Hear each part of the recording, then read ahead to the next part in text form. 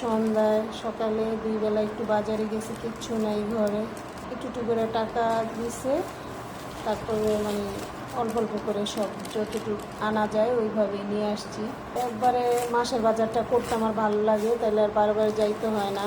4 তলা বাইয়া যাওয়াটা খুব কষ্ট, আমার ছেলে মানুষ নাই, নিয়ে মাঝে মাঝে যাই, সেটা আপনাদের সাথে শেয়ার করতেছি। যেটা বেশি প্রয়োজন ওইটা নিয়ে আসছি, যখন আবার এটা শেষ হবে তখন আনবো। মেয়ে চিল্লাচিল্লি করতেছে যে তুমি গুছাও, আমি পারবো না। আমি একটু গুছাও, শিখো, মেয়ে মানুষ যেহেতু শিখতে হবে, কারণ এমনি পারবো, শিখতে হবে না। তো দেখেন ওর মতো করে ও বাজার করছে, ছিলাম আমি সাথে, কিন্তু ও করে, ও শিখে ফেলছে।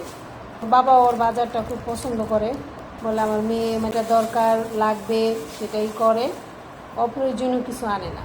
মানে টাকা থাকলে দিবে যে নাও এটা দিয়ে তোমার পছন্দ মতো আনো, তুমিও খাবা আমরাও খাবো, চেষ্টা করে বেশি দেওয়ার জন্য, কিন্তু ওরকম হয় না, এর জন্য অল্প অল্প করে আনি। আলহামদুলিল্লাহ, এতে আমি অনেক খুশি।